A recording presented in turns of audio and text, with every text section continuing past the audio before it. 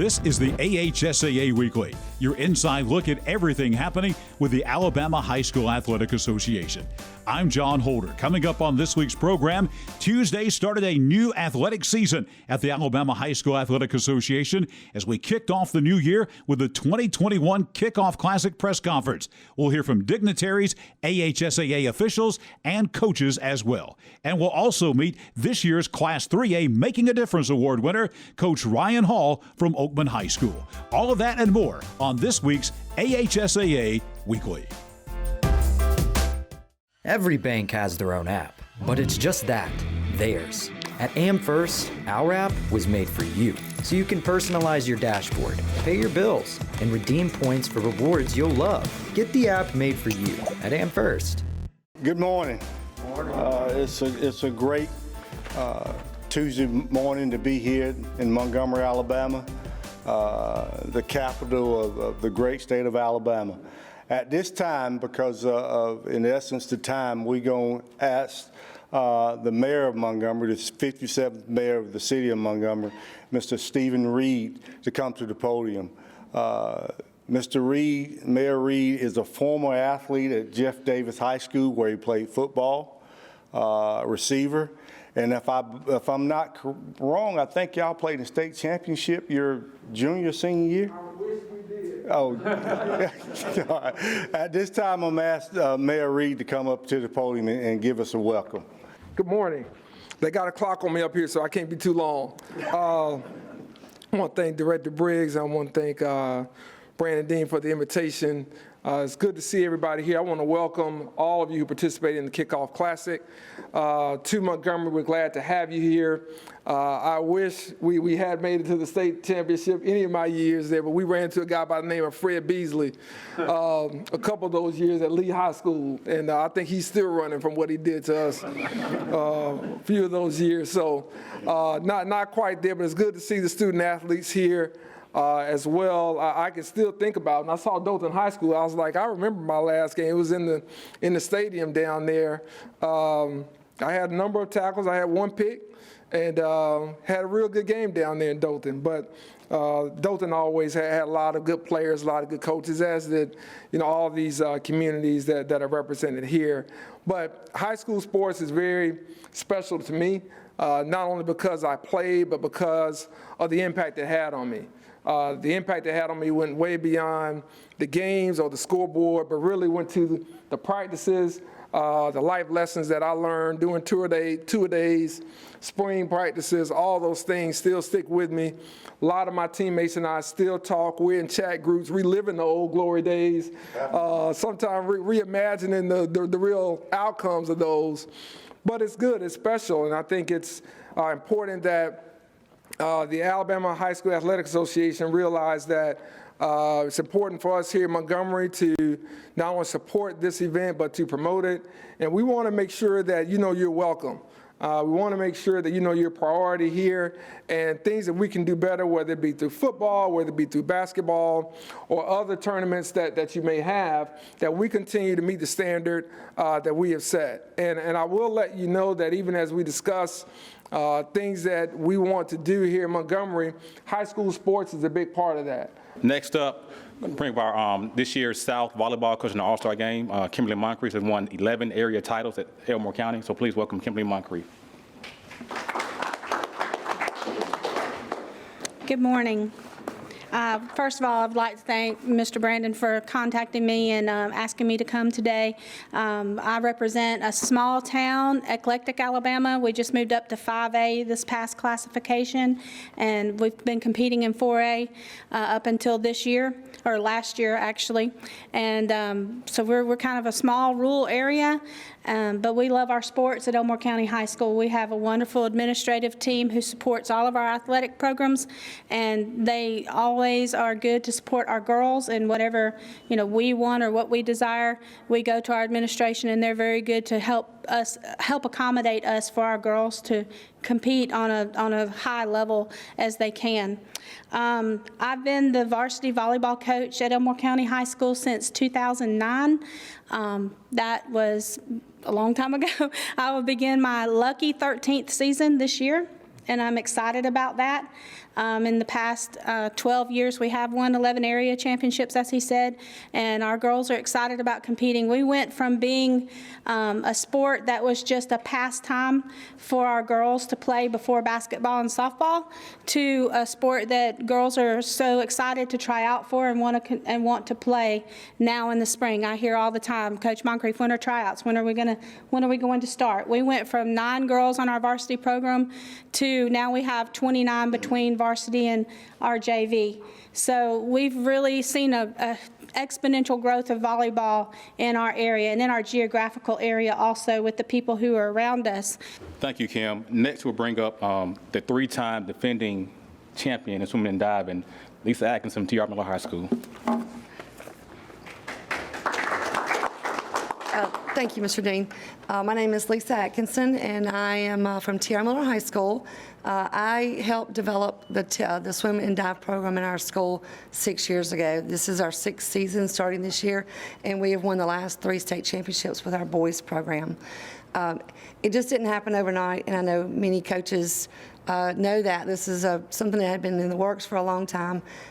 We had some kids that started out swimming club, and we needed an opportunity for our students to be able to present themselves when they got to the high school level and then be able to find college opportunities past that. So we went to our school board and we recommended they adopt us as a high school team with the stipulation that we could support ourselves financially, which we've been able to do as a small program. And our team, we started out our very first season, and our boys program only scored 3 points at the state swim meet. In the last 3 years, we tied with Boaz in 2018 with 4 boys swimming for the state championship. And in 2019, we had to score 215 points to come home with the trophy. And then last year with COVID, 218 points. I'll tell you, swim and dive is probably one of the harder sports. And of course, any coach would tell you that because our kids at T.R. Miller compete in more than one sport. Most all of our kids are involved in band, volleyball, and football. And we have to share our athletes, which I know many schools have to do that. But it's tough on our kids. They'll go to football practice, and then they'll come straight to the pool, and they'll swim for an hour and a half, and they go home and try to do their studies and keep up with their grades. Our students are phenomenal as far as that goes. Our parents and our swim coach, Angel Boyd, she does a phenomenal job. She's our YMCA coach. Hey, good morning. My name is Jeff McIntyre. I told Coach that this is my first time doing this. I was a little bit nervous, and so he made me be the first person to go up here right after the mayor, so no pressure. But if I mess up, then y'all will think it's what you're supposed to do, and y'all mess up the same way. So that's a little bit of a relief. My name is Jeff McIntyre. I'm with Trinity Presbyterian. I'm the head cross-country coach, indoor track and outdoor track. I want to thank, I guess he left, but I wanted to thank Mayor Reed for his role in having some sense of normalcy last spring with our athletic season. This is my second year as the head coach of cross country, and y'all may not realize this. You know, there's a lot of people that want to try out for basketball, want to try out for baseball, want to be on the football team, play Friday night under the lights. There is not nearly as many people who come and are begging to run cross country. And hey, coach, I want to go run 10 miles today in the hot sun. And so a big part of what we do is recruit to find kids that want to do it. And so it was the next fall was going to be my first year as head coach, and I had my recruiting poster set up, and I was going to talk to all these kids to get them to come out. And then COVID hit, and we were out of school the entire spring, and I had no chance to talk to kids. So my first year as head coach, we had 4 girls starting out the season, which is not enough to fill the team. You have to have at least 5. We finished the season with 6 boys. We actually had to go into the first period PE class and find some girls who were willing to come run and give it a try to come out and run cross country. And we had enough to fill the team. I think our boys finished 8th in the state, and our girls finished 4th. They ended up doing really well. Looking for a perfect checking account? Don't waste your time. No minimum balance, no monthly fees, and a convenient app. Now you could try and find that at a bank, or you could save yourself the trouble by checking with us. And the main event of the week is the AHSAA Kickoff Classic, starting Thursday night between Gunnersville and Hanley, and Friday night's matchup between Bob Jones and Dothan. Here are the head coach's comments from Tuesday's press conference. Thank you very much. This is my 31st season to coach football at Gunnersville. This will be my 12th season to be head coach.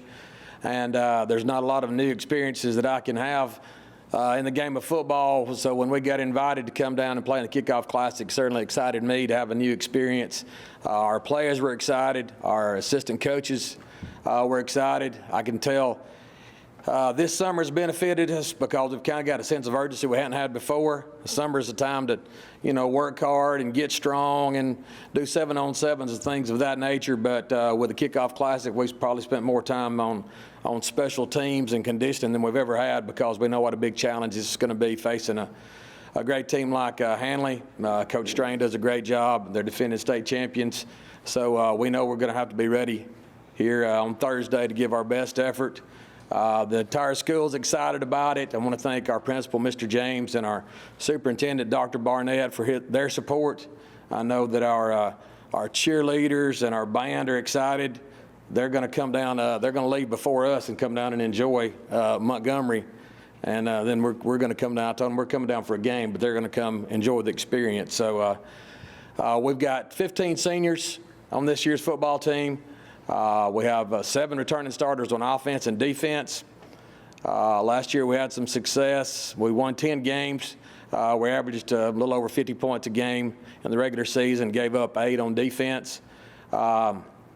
So we're going to try to obviously focus on those areas that we need to improve on and try to keep it going. Lost some good players, but we feel like we've got some good guys returning.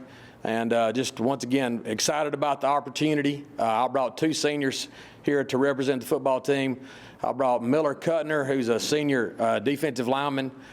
Miller, you want to stand up? You want him to come up here? Okay, just go ahead and stand up, Miller. Miller's a senior defensive lineman, 4-year starter. He led the team in sacks, led the team in tackles for loss, and he's also our long snapper. So long snappers are very important if you know anything about the game of football. We've got a lot of trust in Miller, so thank you, Miller. And then I brought senior Cooper Davidson. Cooper's a 4-year starter, starts for us at receiver and defensive back. Cooper led the team in receptions, touchdown catches, and also led the team in interceptions. Cooper was in Montgomery during All-Star Week playing in the North-South basketball All-Star game, so multi-sport athlete. But we have 15 seniors that are very important to us, and I want to thank these 2 for coming and represented that group. Once again, we thank the High School Athletic Association for inviting us to come, and looking forward to Thursday night. Thank you. Good morning. I'm glad to be here. Coach Dean, Coach Briggs, Alabama High School Athletic Association staff, we appreciate you putting on this event. It is important to us in Roanoke, Alabama. I promise it is. I've had numerous telephone calls from parents and people in the community. What time does the game start? Tell me, at one point on social media, I think it had us play it on Friday night, and it was a big turmoil in Roanoke, Alabama, trying to figure out exactly what date we were going to play and who we were going to play. But our community is definitely excited. I thank the city of Montgomery for helping and putting on this event and welcoming us here to town to play this game. As I've already mentioned, football is an important sport to us in our community because it's important to our kids and what it does for our kids. I know last year we keep talking about COVID the whole time, and it changed everybody, there's no doubt. But we went through a season last year where we had as many as 4 games that we didn't play. So you would practice the whole time, and you never knew if you was going to get to play on Friday night at 7 o'clock or not. Sometimes we had a period there that we went 2 weeks and didn't even play a football game. Also, if you remember last year during our first home ball game, which was in the first part of September, we didn't have another home football game until the end of the season, game 10. That's how long we went. But a big story that happened that first night that we played at Hanley against Munford, we had a kid by the name of Nate Pike that literally had a stroke on the field.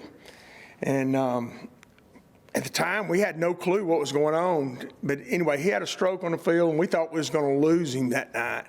And of course, he was airlifted and shipped to Atlanta to Children's Hospital up there. And we've later come to find out that he has acute aplastic anemia is what he's got. And so, matter of fact, you talk about how important this is to all of them. He's supposed to be a senior this time. And anyway, he went through a bone marrow transplant this week, just to tell you. So it's kind of brought our team together because of this one individual. You think that football is important and sports important, and they are, but when it goes to affecting people's lives, and the truth is, there was no hit in the game that caused him to have the stroke. It was just basically he didn't have enough red blood cells and the game of football actually helped him, because if they said if he'd been in a car wreck or something like that, got cut real bad, he'd probably never made it to the hospital. But because of the stress of the game of football, it showed up. But that was a real blessing. Thank y'all for having me here today. I'm excited about the opportunity to play Friday night. Just kind of recapping last year, with COVID, kind of like echoing everything the rest of the coaches said. It was a tough year. Especially for me. I get hired late February. I work 1 week and we get shut down. So I've had maybe one meeting with the team, and so we were trying to have Zoom meetings all doing the while we were out, and had the opportunity to start that summer, and it was tough. Because being a new coach, a new staff, and we're learning. First day, I'm learning names. In the summertime, and but again, the kids bought into what we're trying to do, and we got better over the summer and went into the season and started off pretty good. And again, and we got hit hard with COVID, so we got shut down, and we kind of never really recovered from it, just from last year. And in the first game back, I think we were shut down for 2 weeks. Talking about the entire team. And to tell you a funny story, my brother's the head coach at Sparkman High School, so we get shut down for 2 weeks, and we come back that Monday, and we're scheduled to play Sparkman on a Thursday. So I called him, as a brother, you would think he would move the game to Friday to help me out a little bit, give me an extra day. We had to call my parents. We had a little family meeting, and he still wouldn't do it. So I didn't talk to him for a long time after that. But of course, we went out, and they had a really good team last year, and so we came up a little short. But just moving forward to this season, just to have a off season, that's I took it for granted, until I was in this situation. To have a off season in the weight room, to kind of really, push those guys and get to know those guys, and for them to gel a little bit, and into the spring practice, and we had a great spring, just to carry over from the off season, and even into the summer, we had some passing camps, some lineman camps, and until today, I think we're miles ahead of where we were this time last year, just because we've had all those things to prepare. And moving forward to this season, we're excited about it. Offensively, we have some guys that can play. We have some weapons. It starts up front with the offensive line. Just excited to be here. I want to thank Brandon and Alvin for having us. It was kind of funny how this game came about. Kelvis and I had talked about playing a preseason game, and the agreement was I was going to drive to Madison, Alabama, and play him in a game that didn't count. Now, that was a tough sell to my administration in Dothan, Alabama. But we found out that the Coaches Association was looking for teams for the game, and I called Jamie Lee at the time, and I was actually on vacation at spring break in Panama City. Great perk for living in Dothan, Alabama, by the way. And said, hey, we're talking about playing. Well, actually, at first I called Kelvis to see if it was okay with him, and then he said, yeah, sure, and we could meet in the middle and play. And luckily, fortunately, that was the game that they selected, and we're excited to be here. It's a great chance for our program to get on a bigger stage, to get some media coverage in other parts of the state. Just like the rest of the coaches, COVID was really a difficult year for us. We actually missed 3 weeks during the summer, and we were getting ready to play Hoover in 0-week game last year, and on Monday, our superintendent closed our program down for 2 weeks. which was a very tough pill to swallow. So we out for 2 weeks, practiced 4 days, and played our biggest rival, Enterprise, on Friday night, and in a game that we really expected to play well, and we didn't. And it was really tough for us to recover from that. Those 2 weeks really affected us even more past that game, the loss of conditioning and everything else that goes along with that. And it was a tough year. We only played 8 of our 10 games. The kids fought as hard as they could. We actually played Central Phoenix City with 2 offensive linemen able to play on the roster. We took 3 D linemen, turned them around, made them O linemen, went to Phoenix City and played the number 1 or 2 team in the state at the time. So, it was a difficult year, but I was proud of the way our kids handled it. They fought through it. So going into this season, we felt like it was a great time to hit the reset button with our program. Most of you know this will be just the 3rd year of us having a team as one school in Dothan since the merger. So we hit the reset. We've got several new staff members. We treated the off season like it was our first year, and really tried to reestablish the culture of our program, what our expectations are. And I think the kids did a great job buying into it. They've worked extremely hard. WOTM is the television provider for all Alabama High School Athletic Association championship events and special programs. WOTM is your home for the Super 7 football, state finals basketball, baseball and softball state championships, the AHSAA Weekly show, and WOTM also produced the first ever football playoff show, Super 7 preview show, and reclassification reveal show. Your exclusive home for all things AHSAA is WOTM. Contact your local cable provider to request WOTM to your channel lineup. And finally, on this week's episode of AHSAA Weekly, we highlight our 3A Making a Difference Award winner, Coach Ryan Hall from Oakman High School. Coach Hall is a great example of what it means to be a coach by the way he welcomes kids into his home weekly, cooks meals, and has devotions with his players while also inviting them to church with him. Here's a closer look at the Class 3A Making a Difference Award recipient, Coach Ryan Hall. No doubt that Robbie Parker was my high school baseball coach and coached me from the time I was about in the 7th grade. He was probably the person that invested the most in me and inspired me most to become a coach.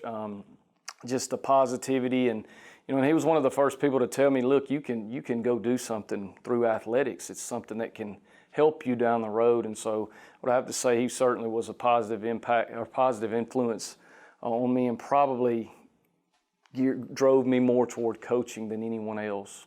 Now, I was a head baseball coach at Bob Jones High School when it was the largest school in the state of Alabama, and going from there to Walker, Jasper, which was a 5A school at the time. There were only 6 classifications, a little bit smaller, and then to Oakman, which is a 3A, is a big change. But kids are kids, and opportunity to impact kids to me is the same no matter what school you're in. There are different things that go on outside the school building, but the opportunities at all those places that I've been have been tremendous to go in and a lot of that says a lot about the administrations at those places that allow you to come in and do the job and impact young people. But from big school to small school, kids are kids. When I first got into coaching, I didn't do a good job with these things. But as I grew and people invested in me and taught me, one of the biggest changes in the philosophy for me was just becoming a relationship-minded coach. And so we try to do a lot of things outside of the sport to build relationships with those kids, having them in our home to eat, or we eat together every day. Our kids sit down and have a meal together every day, and it just provides an opportunity for them to see us in a different light and see our families. And I'm blessed at Oakman and everywhere I've been, Jasper, Walker, all the schools I've been at. We've had great coaches on our staffs that I've worked with that all did the same thing. We try to make it centric, meaning that, it's not faith, family, football. It's all intertwined into one, and we try to create an atmosphere where, we don't leave our faith at the door when we walk in. That would kind of be, I guess, cowardly, but we try to make it all one thing. So, our families are very involved, and all of our coaches at the places I've been have done that, and I think that's a really unique thing and a big part of impacting young people. Yeah, absolutely. Family has changed a lot since I was growing up, I think, and sometimes what's family to one student is not family to another. And, I think it all comes back to this. I think it's all about love and just, caring about kids and caring about their well-being. I always say this, and I don't, I don't mean it sarcastically or anything, but I'm really more concerned about the 30-year-old man than I am the 16-year-old boy that we're dealing with. And so when you look at it through that perspective, you hope that you influence them to create their own version of family and do it through love and caring about people and treating people the right way. And so I think that's a big emphasis in the programs that I've been in, and the people that, mentored me and invested in me kind of taught me that. There's no doubt that normal is kind of not a fair word, because, I think everybody, somebody told me this a long time ago, that if you treat everybody like they're hurting, they've got something going on, you'll be right more than you'll be wrong. And that's kind of an approach that we've always taken is, normal to us is, can we create an environment where they feel safe and they feel loved, and they can come in and become the best version of themselves, and that's our goal. And we don't always win that battle. I mean, we don't always create that environment for every child, but that's our goal. I mean, we want them to feel a sense of belonging, and I think that's one of the biggest things. I know for me personally, growing up, and most of my influences in my adult life have come from coaches and teachers and administrators and people that have invested in me through sports, through Alabama High School Athletic Association sports. And so we want to try to be that for the young people that we deal with every day. And so that the investment in them is building relationships, treating them right, treating them like they're important, and making them feel like that, when I want them to be better people than I do football players. I hope we coach them to be better people than we coach them to be football players. Kids pay a lot more attention to what you do than what you say. And so one of the biggest emphasis for us, and I say us because every coach on our staff, they're all involved in this. When you make a difference, it takes a lot of people. And so, we want, for us, seeing the example set by men that stand in front of them every day. One day I think for the men that, as a head football coach, the men that I put in front of them, I'll be held accountable for that. And so we always want to put people in front of them that are going to set a good example, that are going to be the vehicle to show them how they should act as a man, as a person in the real world, as a man, as a young man going out into the world. So getting them in your home, as like eating with them in our homes and things like that, are ways that we try to invest in them and show them us in a different light, so they can really see who we are. I hope people will say about us, all our coaches, that we're the same on Tuesday at practice as we are on Thursday in second block class, as we are on Friday night on the sideline. If you came to my house Saturday evening and I was watching an Alabama game, I'd be the same, and Sunday morning you'd see the same person. And that's what we strive to do. We don't always hit that right, but that's our goal. I never envisioned myself, I wanted to be a college baseball coach. That was my passion. And I used to chase Brian Bowen around. He used to be the baseball coach at Coleman, and I'd ask him all the time, man, how do you do this offensively, and how do you hit? And he would one day he said, Ryan, you always ask the wrong questions. Brian doesn't even remember this, I'm sure. And it kind of made me mad. I thought he was belittling me. And, he said, if you read this book, it was a book called A Season of Life. He said, I think it'll change, and then, come back and let's talk about it. I read it, and it really changed my perspective. And my path really changed. I had a son during that time, and I started to think about, what type of coach would I want my son to play for, and was I that coach? And the answer was no at the time. And so it led me on this journey, and the journey's been, up, down, all over the place, and you end up as a head football coach in Oakman, Alabama, and growing up in Madison, Alabama. But I feel like God has always guided my path, even when I didn't want to maybe do something, and He put me in different places, and I've been blessed immensely by the opportunities I've gotten. But I do it because someone did it for me, and it stroked a fire in me and a passion that you can go and you can make a difference in people's life if you care about them and you love them and you treat them the right way. And sports have always been a part of my life, and I love competition, and I love to win. I'm not gonna, and I think there's reward in working hard, and there's value in working hard and being rewarded for it. But ultimately, the wins are the impact you have on young people in education, and so, it's just a blessing to get up and do that. And I hope, people will say that I cared about young people, and that we loved them and that we treated them right. And that wraps up this week's edition of the AHSAA Weekly. We'll see you back here next week.